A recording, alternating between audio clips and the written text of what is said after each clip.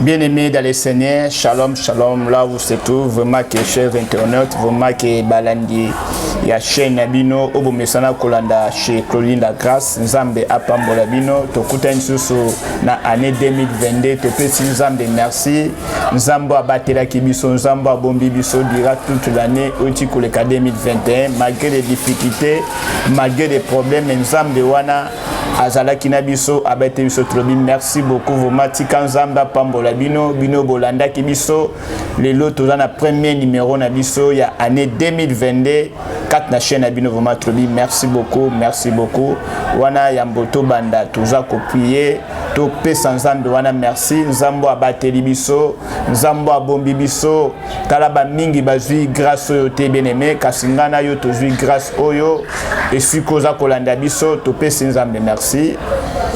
Yahweh Nzambe, nous te disons merci pour la grâce au Salibiso.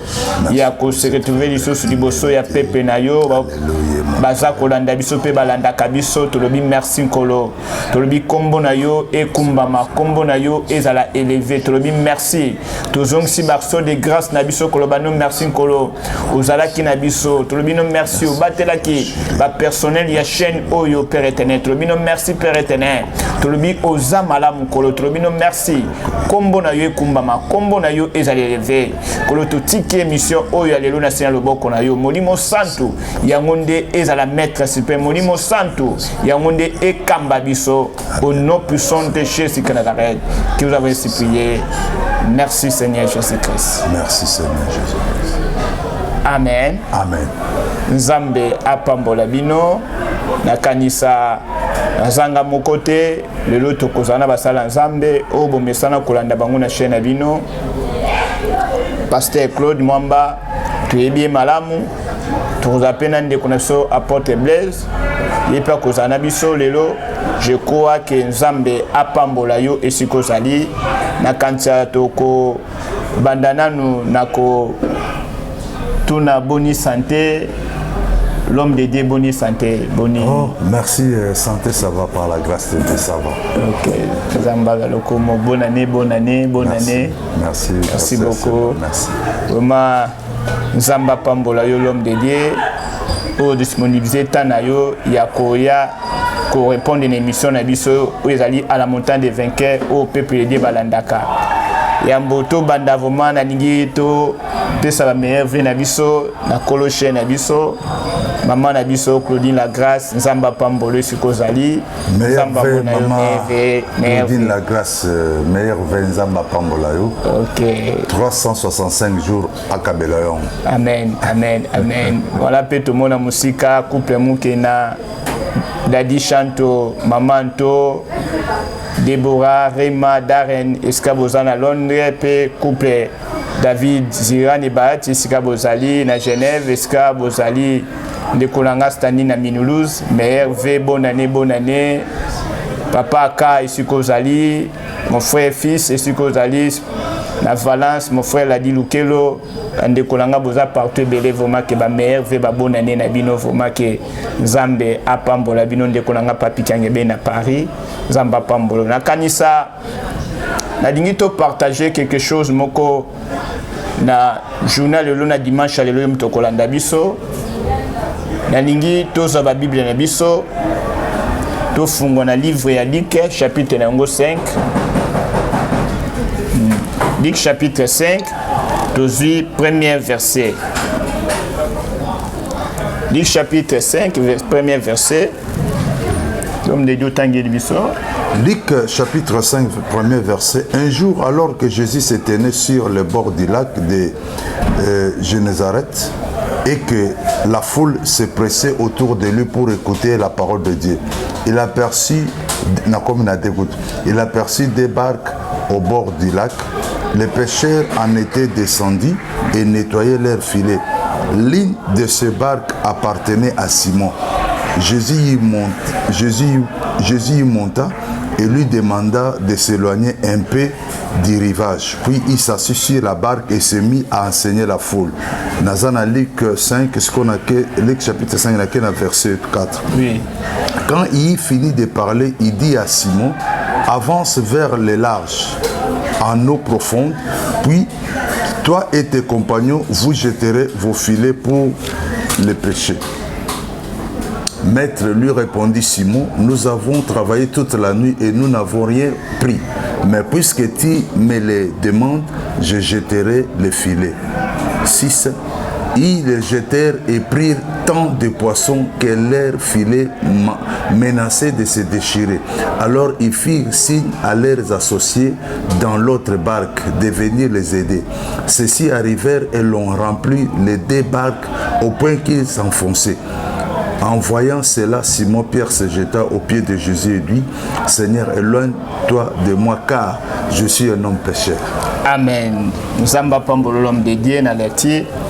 Na kanta toyebi verset oyo toyebi histoire malam. Pierre a expérimenté la pêche. Mais Bible lobi journée wana butu wana il avait travaillé toute la nuit ayebaki na kozelo ko mon côté. Et comme na tongo na kanta toyebi ba pêcheur nyoso tout na tongo akomi ko laver ba filet na ye pour que musale sili azonga ndako. Parce que un bon pêcheur na mo indeza katane ya repos. Musala ya pêche o bayebi yango basala kango mingi na butu. Ça veut dire que comme na moment oyo azo sokola ba filet na ye Christ aye abi soki ko sunganga na bac na yo pour que ne bana ko enseigner. Nous tous nous savons na période wana technologie zala qui évolue ndenge za lelote parce que l'époque wana instrument zala kate bande ko sela kaka o ezali ba voix o ezali normal nde bande ko utiliser nde e boîte bazaki to yebi biso tout batu ba yo ba kenebe intérieur na kanjaso mutona na kata mai so kazoloba to mona be ko ezonga ka ça veut dire que Christ adaki na besoin ki instrument munene o il a fallu que ça ça là pour l'évangélisation na moment wana. C'est pour cela tant a commis à Sengi Bak ya Simon tant a sisi ko sala musala ko évangéliser à tout ni Simon abi Simon est-ce que oki ko avancer te na kati ya mai to oyeba na ko péché. Simon azo répondre Christ alobi na travaillé toute la nuit na zuelo ko mon côté mais na maloba na yo nde na ko yeba na ko bwa ka filet to yebi suite ndenge ni ezalaki mais na ningi to partager ni nesika wana na ningi na biso ni ndeko nango zolanda biso esiko zwami na zo ebisa yo ke si o échoua ki na 2021 si 2021 zaki échec pour na yo o nyo surtout tchaki ba projet pour na kosa le simba kite na kosenga na yo kolembate continuer toujours persévérer toujours. Vous savez ce que j'ai aimé l'homme de Dieu. Simon a changé qui maille musu sauté. Après quoi il sa Jésus Christ abina mona mayo nga na zaki mbisité. Kaka mayo na échoua ki. Nazo ngasuna mayo. Aboy abino nete échoué na maya kala moi que natala maya njini. Oté matériel kala. Atiaka na mayo wana kaka. Il est resté là. C'est pour cela mon frère. Oh za ko sa musala za ko sala ko changer té. Koti kangote continuer toujours ce ko ebaki na ko échouer. Nzamba capable okomona miracle ensemble kana musala sala wana. Oyebi surtout biso ba congolais surtout to changer ka bi changer. Lobi le wana daki pasteur na Monica mikolonde ba prophète nem tezo simba. Prophétie nem tezo simba. Na changer non. Je dois rester quelque sika on zamba kota kingai. Na boité na ko thérapie bango babi mutu faut s'adapter et s'imiter côté OK na gauche éviter est-ce que dans les seigneurs les habités. Non, dans les seigneurs za bongoté, na bon zambe za bongoté. Vous savez eza na misam so eza polyvalent mais oyebi ke o nga na sala ke za yango yo principal to boite mutasimba kabisimba asimbi koto mais oyebi oyo sala ka yango wana pièce ezalaki musala ya Simon o esimba ki ye donc tokolo ba pièce lo ka to mona ba lokele ba to kisangani ba Équateur donc mai ayebi mai kolekana penser la géographie c'est ça ayebi mai malade vraiment ayebi mai malade c'est pour cela que Pierre après ko yebisa Christ abime yo zotinda nga na péché na mayo nga na péché na zimbicité na zo le côté mais comment est-ce que yo zotinda nga suna kota na mayango parce que eloko monsieur ko za la pe moni Pierre habitude on pense en batala na habitude na mesana oyebi la plupart ba chauffeur peut passer ba accident ba na permis a mesana ka zela limité mais à ça accident c'est ça donc par exemple pour le j'ai l'habitude oui c'est ça Zamba Pambolom de Dieu vraiment que andimi abi na lingelo komoko Pierre alobi dit que si ta parole na maloba nous c'est dit que Pierre a ça qui selon yete ouais écoute na sepel mingi na place sango tokota na Luc 5 Luc chapitre 5 quand il finit de parler il dit à Simon avancez vers les larges en eau profonde donc Yesu dem taibisi poussana le mois de côté sur la eau profonde na Simon à chaque jour à la kawana mais mukolana et surtout que na 5 Luc 5 verset 5 maître lui répondit Simon nous avons travaillé toute la nuit et nous n'avons rien pris mais puisque tu le demandes je jetterai les filets puisque tu le demandes c'est-à-dire yokela nzambe amen alors bité atanaza lokele atanaza mutequateur na mesana pêche mais bon net tala ngana ebi mikolo mbi sezate mais net yo lobi nanga yonde le roi des rois yonde mutosombanga yonde aux assurances nanga na salion. OK, Nzamba Pambo l'homme de Dieu, nous sommes vraiment bénis aujourd'hui. Vraiment que c'est un peu ça que et ce que je suis qui en 2021 comment on a habitude Nzamba dans la façon na ye. Quand ça, si les domaines spirituels, c'est la spiritualité. Pasteur Claude, il est mieux placé. Il a expliqué comment est-ce que nous pouvons réussir à faire ce qui est échoué qui en 2021, 2022, comment est-ce que ça l'homme de Dieu? Oui, sauf échoué qui en 2021, qu'est-ce que nous pouvons faire en 2022? D'abord, dédier 365 jours dans ma boko d'ensemble. Année oyo. Yebsa Nzambe azala introduction. Bible bengi alpha omega, c'est-à-dire janvier et décembre. Azal omega. Alors, dédié année mon papa Nzambe, Yebsa Nzambe nazo sala na force na nga nazo kokate. Na matingomba. Et puis elingo lobate ke okomata pengomba oko bonde na Nzamba lobite ke seka lingiote. Silence Nzambe zate ka boyo. Et silence Nzambe pe ko lobaka zotala yo azo observer et loko nino ngosala.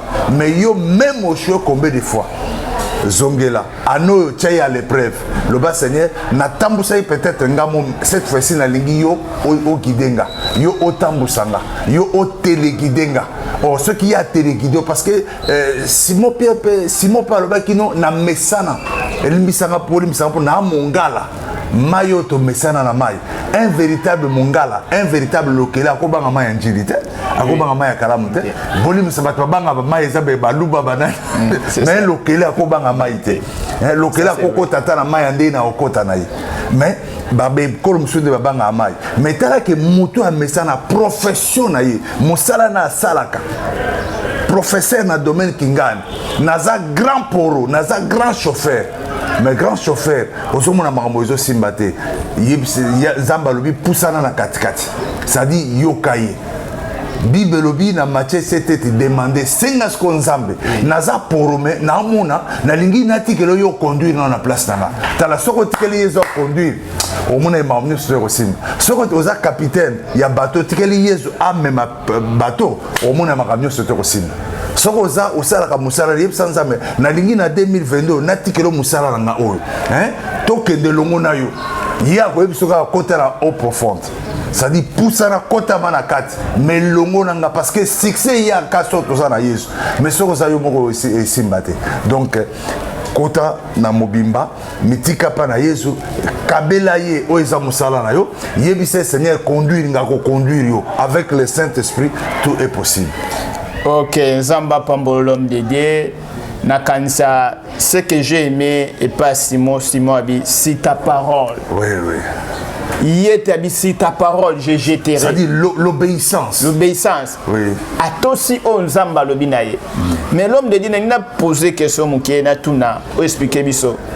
Surtout nous à Kinshasa ici, tout le monde a les 31 de tout le monde qui n'a l'église, n'a biso, l'église partout. Aux hommes d'azota, tout la mbula oyo, nagosala boye, mbula oyo, boye, mbula nagosala mutu.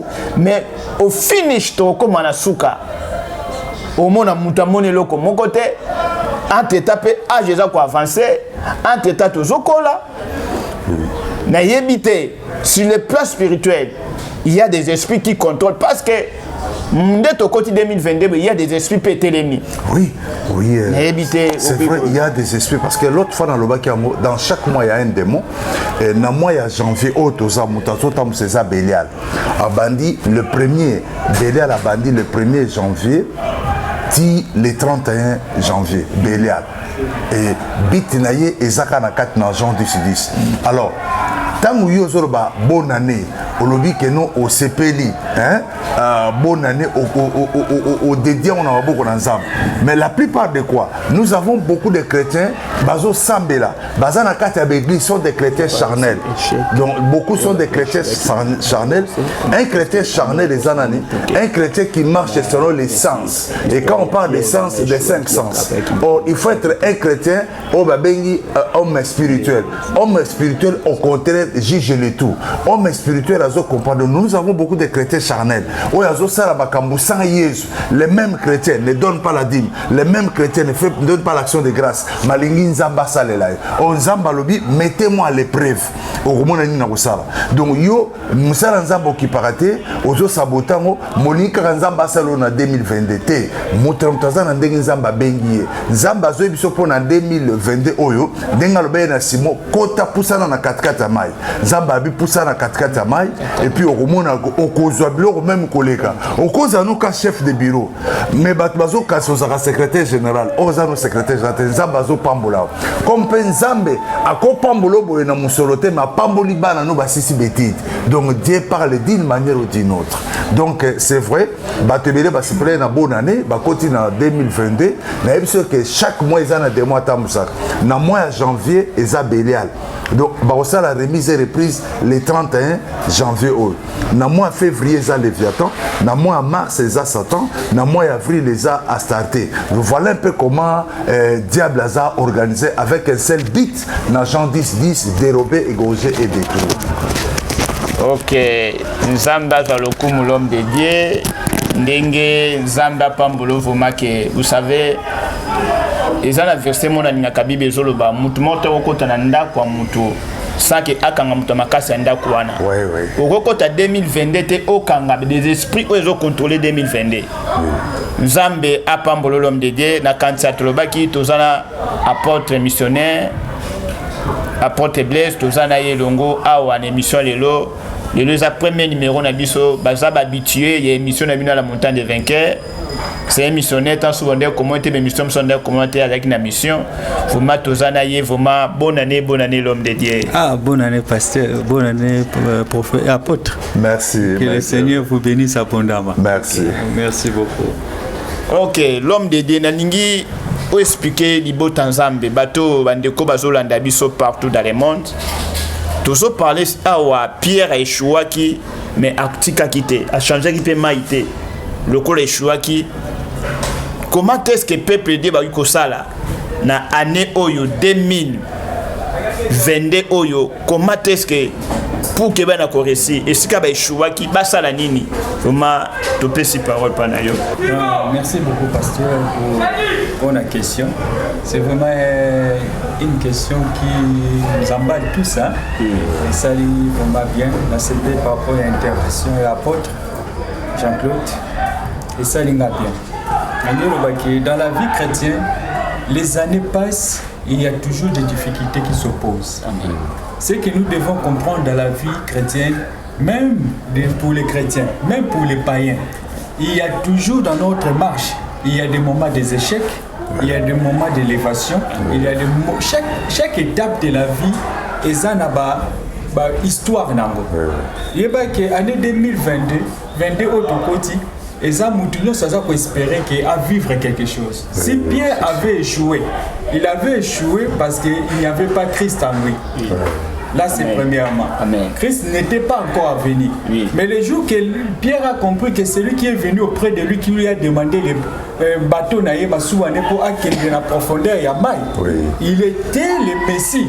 Amen. En lui, il y avait la vie.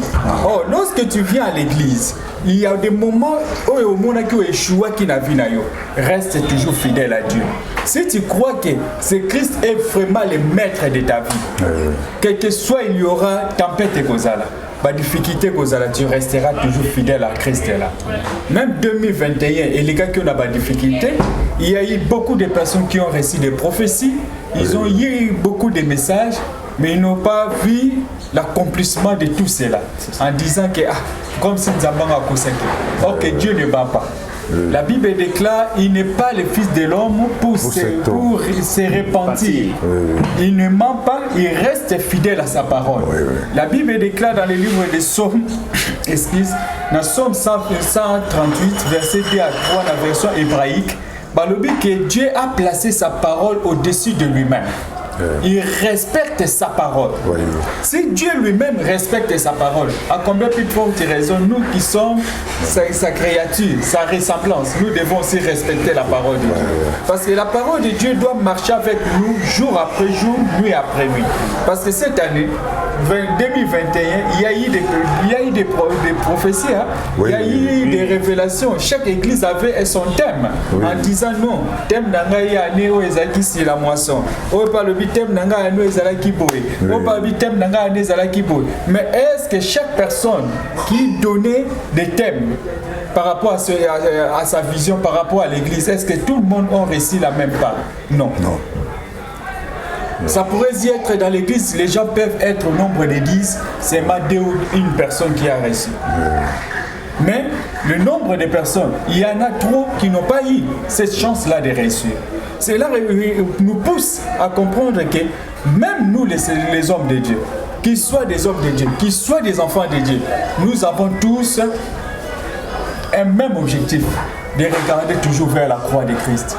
Malgré tout, la croix est vide, mais nous devons toujours croire que celui qui était monté à la croix, il a pris toutes nos infirmités, il a pris tous nos malaises, il a pris tout ce qui était du mal de nous, il les a cloués à la croix. Donc il y a eu une permutation.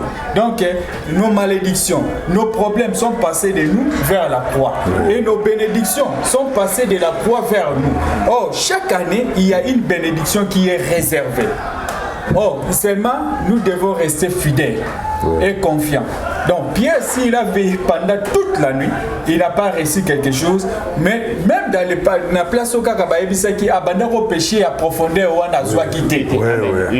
Mais Christ a saliné. Ayebisi avant sa corps. Limbisa na katiote apôtre mais comment quand on a profondeur à joie quitter Yesu peut comment c'est pas bien comment on a habitué à mongala ndé bangala balobaka mesana na mai balokele mais comment à joie quitter. Mais il faut tout comprendre.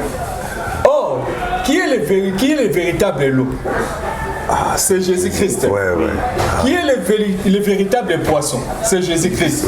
C'est lui-même qui a avalé Jonas. C'est lui-même qui a donné Jonas la direction.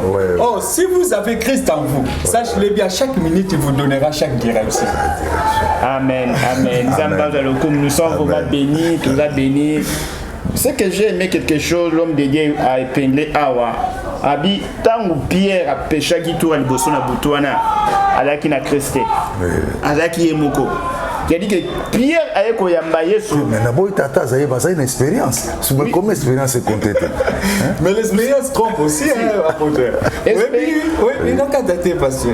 Oui, que j'ai fait 10 ans, 50 ans du ministère. Mais il y a toujours des pathologies. Ça c'est. Il n'y a absolument rien qui se passe. Il peut changer de thème du jour au lendemain, mais la vie des chrétiens ne change pas. Ça c'est vrai. Parce que au moins du profondeur. Parce que la profondeur appelle la profondeur. Oh, il y a des profondeurs et des profondeurs. Lorsque dans le livre d'Ézéchiel, dans le livre d'Ézéchiel 47, la Bible déclare, Ézéchiel commence à donner une prophétie en disant que au fur et à mesure je marchais dans l'eau, le bossoma est ce qui est à niveau de la cheville. Et le mot cheville est matin à genoux. Et comme il a ange, après ce qu'on a comme qu'on nageait dans la maille. Et nous tu peux croire, tu peux recevoir Christ comme Seigneur et Sauveur aujourd'hui. Mais sache-le bien, tu es au niveau de quoi? Des chevilles. Tantôt, au fur et à mesure tu reçois la parole de Dieu, au batamuke na genou, mais nager avec le Saint-Esprit. Ah ben encore nager dans la paix, matiti na niveau genou, les qui nager dans Saint-Esprit, je suis hypocrite et c'est le retrait. Mais l'hypocrisie, parce que la Bible déclare que c'est lui qui blasphème contre le Saint-Esprit. C'est ça. Sa vie n'aura pas de succès. Ah bon. Donc vous avez l'hypocrisie. Beaucoup de l'eau chrétien, toi, bah hypocrite, ça. Mais l'hypocrisie, tu es apôtre. C'est ça.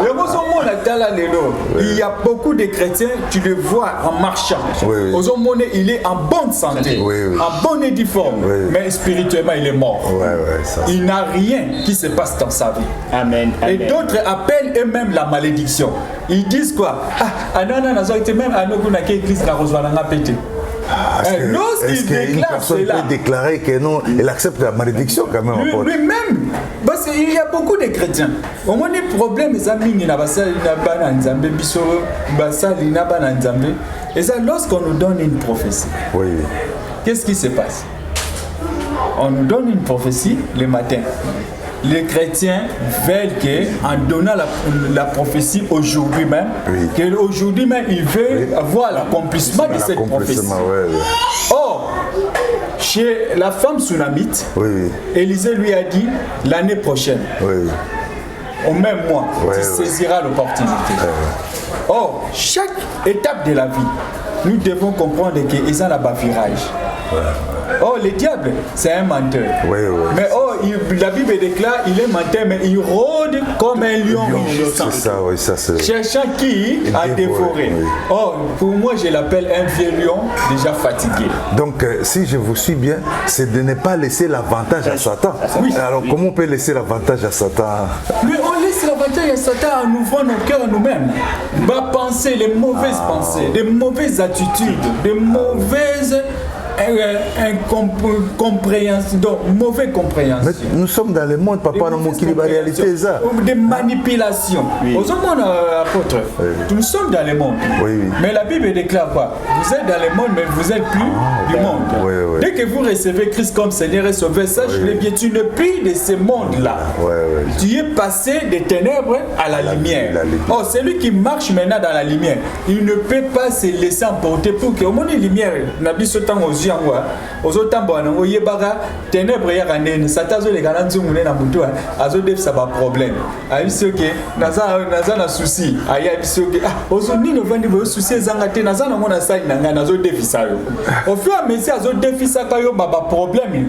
Yebara que lumière na yo o ezala ki grande et comme ko sani et comme konda na ba problème. À les ténèbres parce que salini et singi. Au lieu que yo zanzete na yo il y a espoir na yo eza ya mukuse mais ba problème banzete na ngweza nini milai lorsque banzete na ngweza milai yebisangai ekosani eko étouffer nzete no moyen produit vie ezati yango mona même na bato basala kabilanga qu'est-ce qu'ils font même ceux qui placent na kelo na ba pondu il doit couper tout arbre pour nous pépé salani et les cas pour l'année 2022 nous devons couper tout arbre et tout fait pour mon ambition pour que tout va avancer. Zamba Pambolo l'homme de Dieu na kanisa vraiment que Zamba Pambolo sous pour les cas vraiment. Na lingi na tuna question moko pour toujours qui ne veut fin émission na biso. Na lingi lo komoko lo biawa Pierre tanga kota ki mai liboso alaki na Yesu te. Alaki Pierre ye moko. Mais deuxièmement, il à côté de Christ, ça fait il y a certaines choses nous sommes échouer parce que parce que vous savez aujourd'hui par la bouche. La fois passée, l'homme de Dieu tout a super awa t'as la plein. Mais kaka bateau va on église. Kaka même bateau ana. Ça veut dire que nous tu koloba ke to code ça ezali lumière na biso ezali tout fêter si on n'a tout n'a pas porté pour que ba tout muta récit to récit parce que récit to dans besoin ko récit na 2022 libota za ba to bazo landa biso ba sala nini na anno 2022. Merci na motono tuninga eloko liboso ba ko sala pour ba récit na année 2022 ça il faut ko kota na porte. Dans le but porte à palais du peuple té, dans le but porte à maison blanche té. Jean 10 verset 9 le but Jésus-Christ est la porte. Amen. Et l'eau quand il bosse ça côté na porte. So côté na porte on a ndo kolba mais na côté qu'est-ce qui ne va pas. Oui so muto côté déjà hein à côté na porte et avion hein. Même dans la commune en France, c'était au moins la même démarche, comment changer. À comment on disait que non, comme les Congolais disent, la commune Mikili. Et souci avait décollé et décollé. Donc, et là, Bosso, il y a Moutokosa la pour 2022, et ça, quand on a porte. Dans le but porte, on a église. Dans le but porte, il y a palais du peuple. Dans le but que porte, on a Fikir, porte, on a Jésus de Nazareth. Et ce qu'on si on pousse à la va dans l'eau profonde. Amen. Zamba Pambo, l'homme de Dieu, apôtre, l'homme de Dieu, prophète. Nanitoye Basuko, le peuple de Dieu, au Bazolanda Biso. Cette année 2022, bah, au Bachouaki. Qu'est-ce que va causer la peau qui m'a réussi? Vous savez, tel que nous sommes, nous réussi dans le ministère Nabiso. Tungito réussi dans le projet Nabiso. Qu'est-ce que va causer la peau qui va réussir en 2022? Et nous avons mis année à la Sidoga Kaka. Nous avons mis le 31. Mbula oyo. Au moins, on peut nous Mbula Ngope et le Komoko de Salami. Qu'est-ce que nous pouvons faire pour cette année 2022? Ce que nous pouvons faire, on doit d'abord rester fidèles d'abord aux paroles de Dieu. Amen.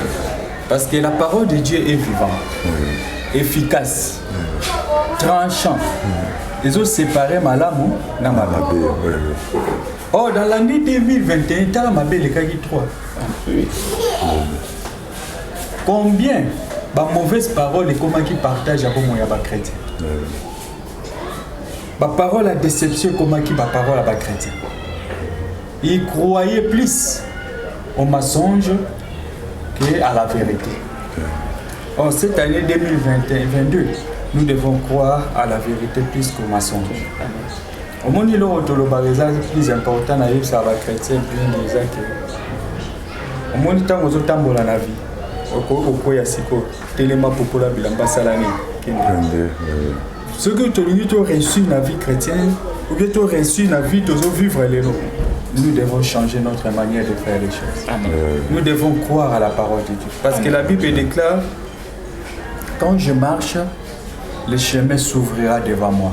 Yes. Pas après, pas. Selon Proverbe. La Bible déclare mon pied ne sera jamais gêné. Si aujourd'hui les pieds de beaucoup de chrétiens sont gênés parce qu'ils veulent toujours croire à eux-mêmes, ils ne veulent pas donner l'opportunité au Saint-Esprit d'agir. Ils ne veulent pas donner l'opportunité à Dieu de faire quelque chose de bien dans leur vie. Ils sont toujours tournés contre eux-mêmes en disant que Ngamoko na kokoka, Ngamoko na kosala. Oh, bana la bota mati lelo, nana ko asunga ngai. Abosani ke tanga ke dans l'église, utasunga ke zanzambe. Dès qu'il se réveille, c'est Dieu qui lui donne le souffle de vie. Oh, le moment que Dieu te donne le souffle de vie, commence à vivre selon le souffle de vie que Dieu te donne. En se réveillant, on le dit, encore l'un à l'amour qui donne, c'est veut dire dans un faveur. Encore l'un à l'amour qui veut dire, ma camoufle c'est pendant simba te na vie nanga, il faut simba. Il faut tout comme en attitude la femme sur la mythe, mon bain a tourné.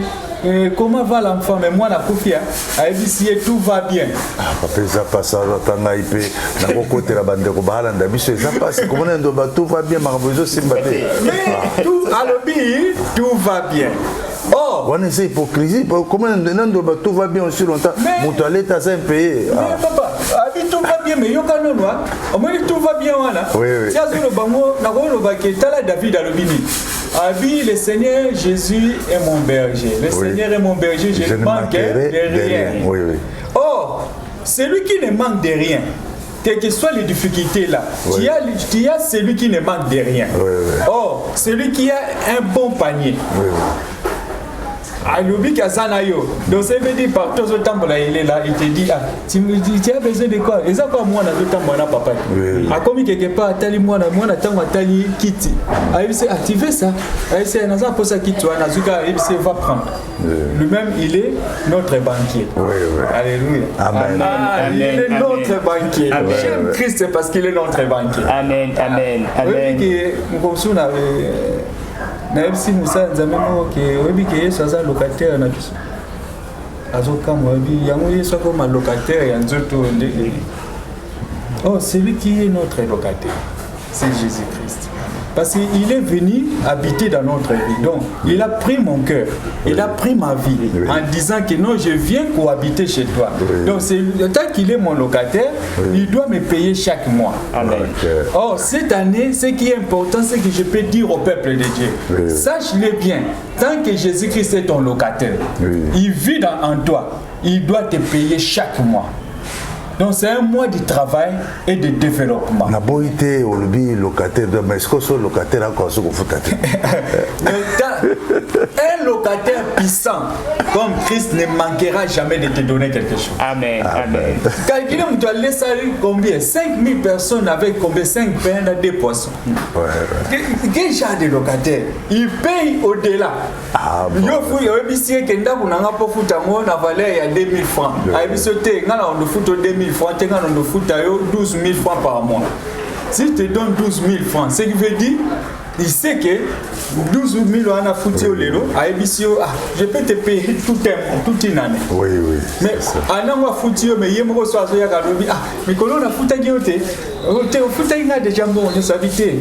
Comme si on a foutu, on a joué ce bon, l'imbisa mutu le moyen lingana mutu, si quoi y a ça locataire, na biso, tu vois, on appelle locataire.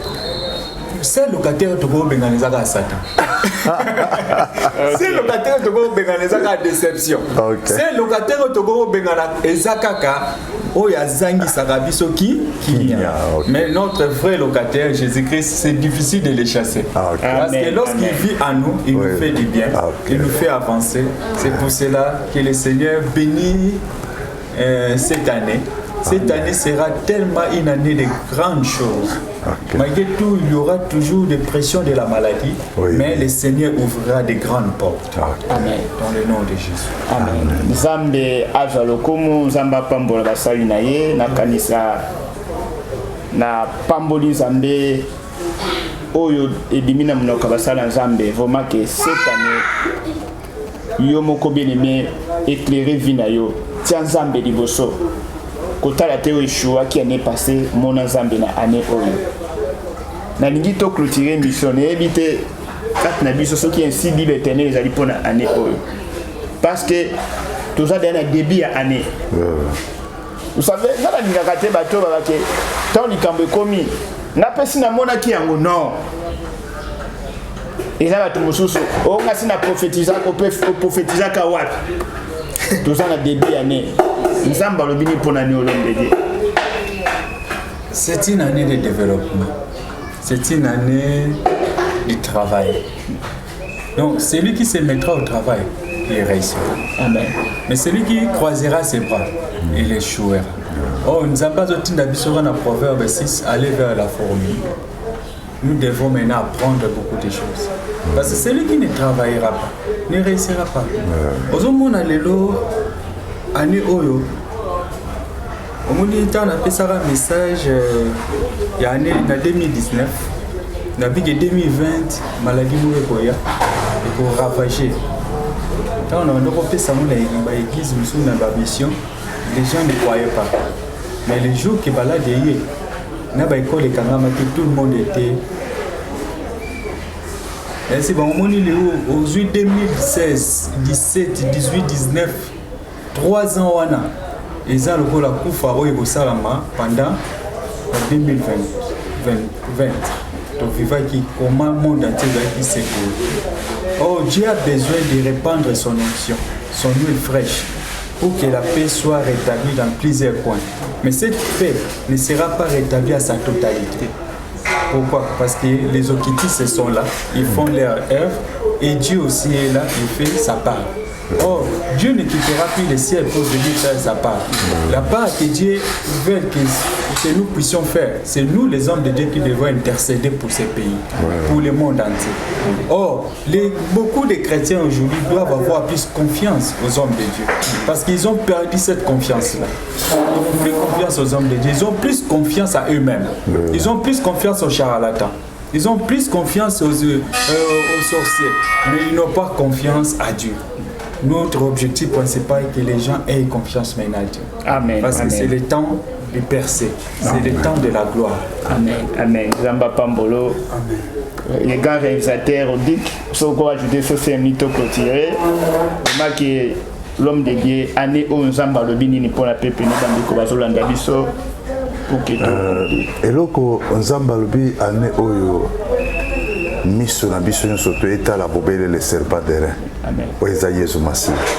J'espère que tant que tozotalela Yesu Masiya, c'est vrai, la difficulté koya, ba problème koya, mais nous sommes plus que vainqueurs dans le Seigneur. Et nga nazalanga prophète, mais message na kope César Esaïe 7:7 et lobby.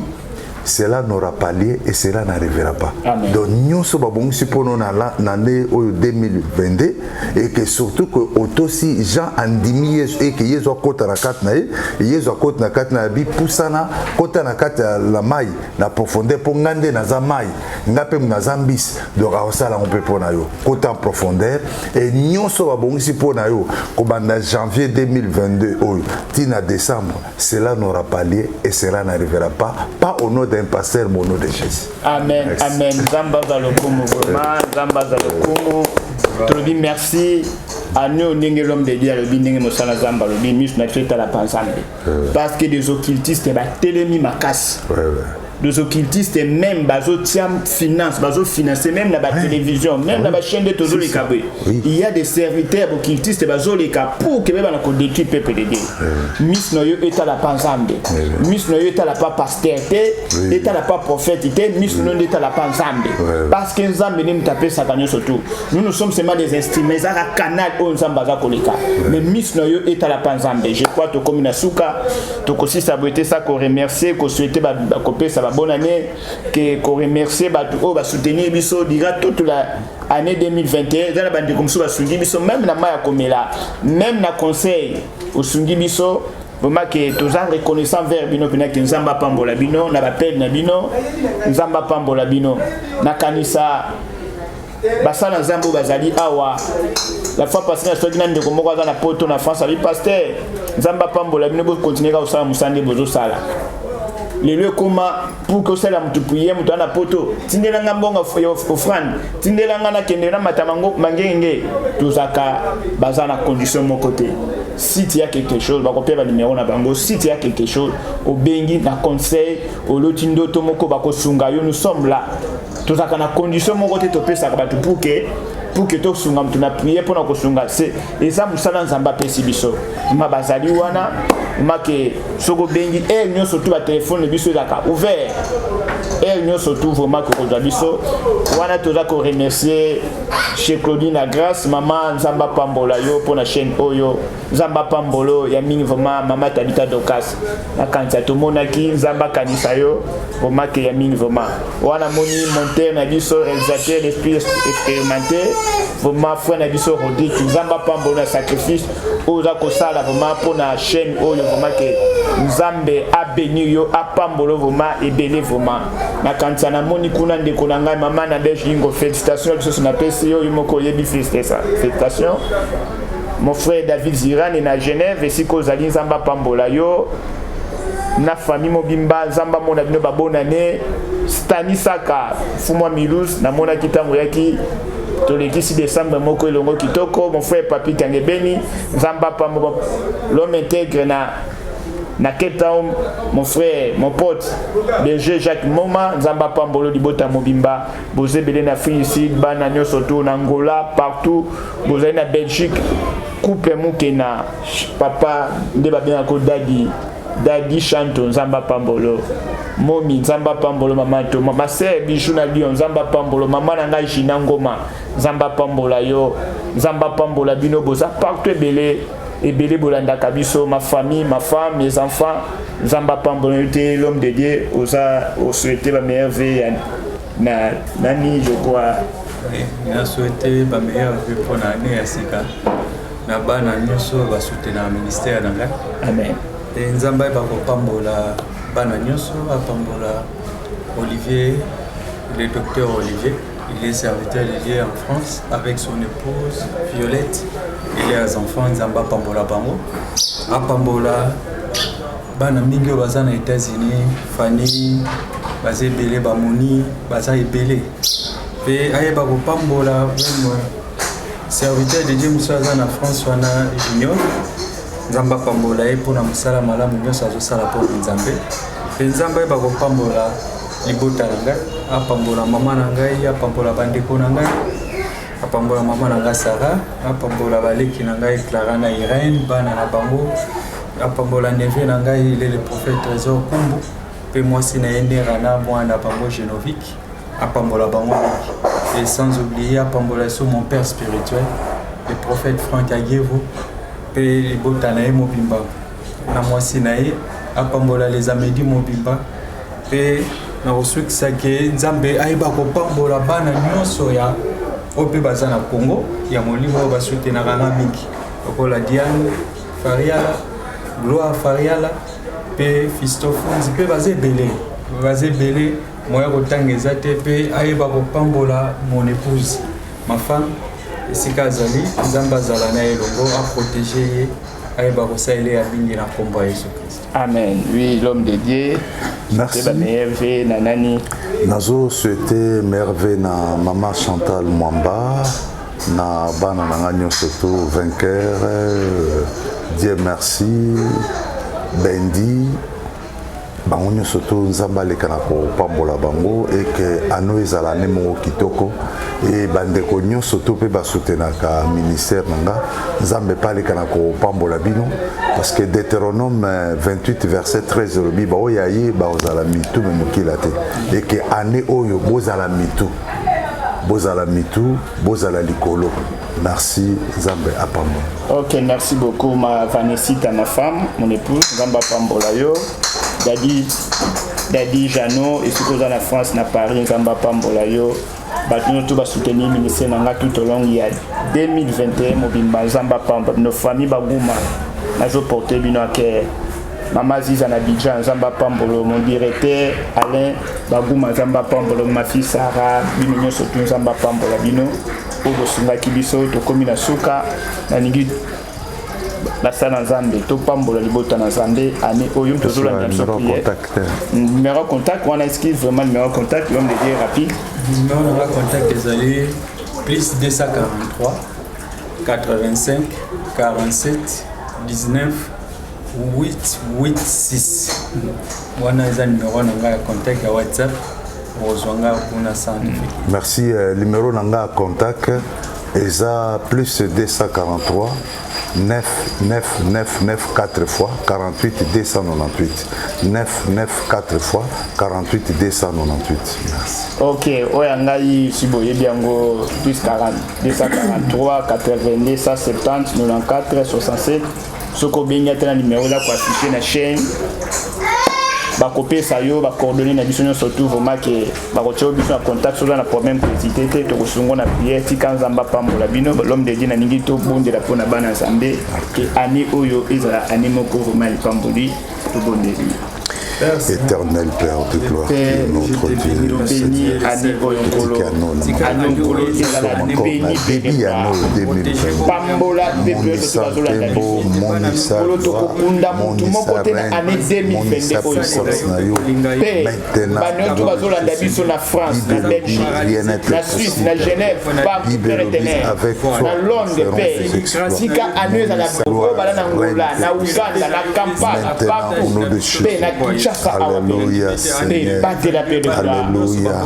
Pambola moko na moko Père de gloire.